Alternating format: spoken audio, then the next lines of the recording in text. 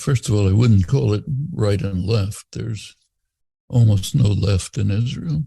What there was a strong left. It's very marginal, almost disappeared. There is a struggle going on between the more secular, moderately liberal Jewish society of Israel and another sector in Israel, which is probably the majority. It's can't write them off. There has been a long split between the so-called Mizrahi population, the population that's all or partly of basically Arab Jewish origin. They're the ones who, in Hillary Clinton's famous terms, have been called the deplorables. They've been very poorly treated. I've seen it myself, but throughout the whole period of the history of Israel, it's been run by a mostly Ashkenazi elite. There's a lot of bitterness among the Mizrahi population, who happen to be, many of them, not all, but many, very religious, living in communities controlled by rabbis, reactionary rabbis. So and they have managed to essentially take control of the government. They're also led by groups that are proto-fascist, violently anti-Palestinian.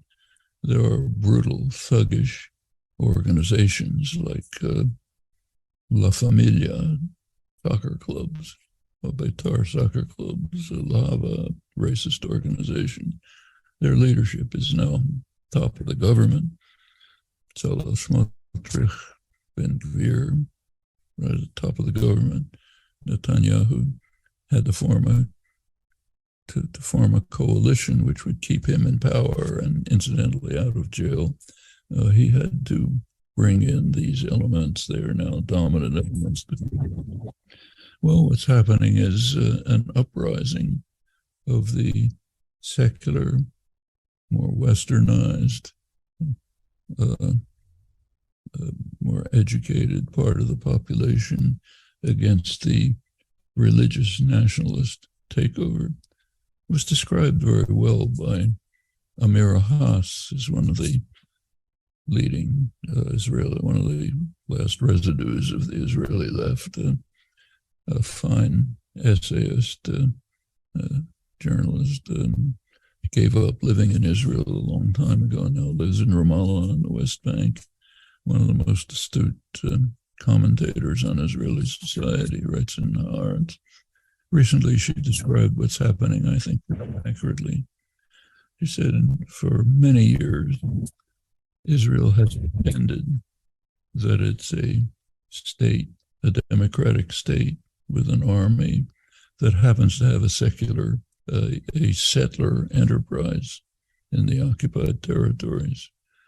But the reality is, it's a settler enterprise with a state and an army. And now the settler enterprise has turned against privileged, educated, secular Israeli Jews, not just against Palestinians. They don't like them. And that's what the uprising is about.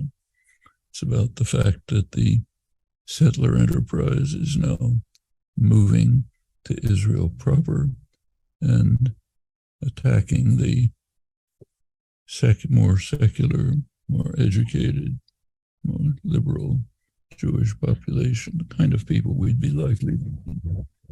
It's going after them. They don't like it, and they're demonstrating in the streets. It's very serious for Israel. One of the most, you read the Israeli commentators, especially the military analysts like Amos Harel and others, what's really worrying them is that the army is beginning to be harmed. The reservists are the ones who basically keep the army functioning, especially the elite units like the Air Force.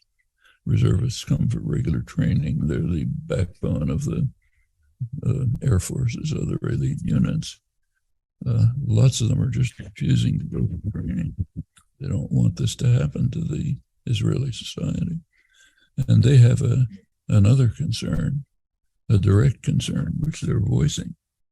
As long as Israel can present itself as being, to the West, as being a democratic society with a judicial system, as long as it can present itself that way, they are immune to international investigation. They bomb a home in Gaza and kill a couple of dozen people. They're not going to be investigated because Israel can argue, well, we have a judicial system, we'll investigate it. Take away this facade, they're open to national investigation for the constant crimes that they're committing. It's not a small point. It's not very far in the background. So the facade of a functioning judicial system is very significant. Now you take a look at that facade, it's more nuanced.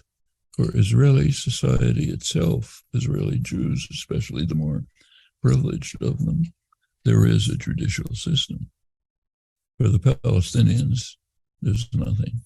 The vaunted Supreme Court supports all the most ugly crimes committed against the Palestinians. In fact, the Israeli Supreme Court is, I think, probably the only judicial body in the world that refuses to concede that there are occupied territories. The official Israeli line is there's no occupied territories, just administered territories. It's a military administration, it's not occupied. And nobody accepts that. Even the United States never accepted that. And certainly international institutions don't accept it.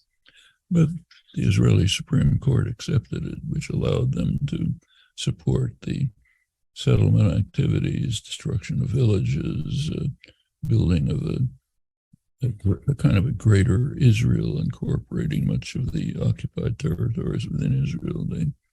Occasionally they'll oppose some action, but symbolic mostly. They basically approve it.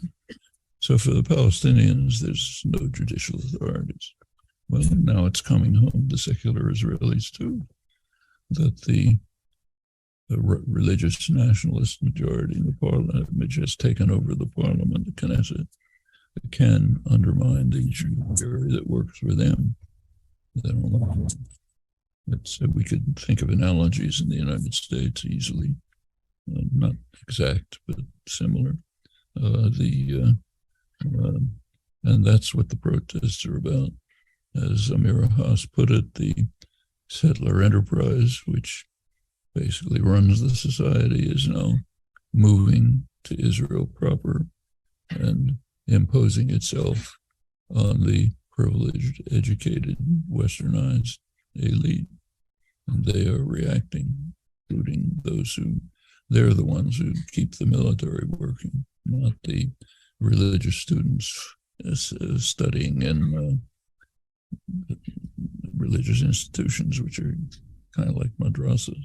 They don't serve in the army, they don't do work for the state. Religious nationalists. Knesset is now trying to increase funding for them to give them even more privileges. So there's a lot of internal struggle underway. For Netanyahu himself, there's another issue.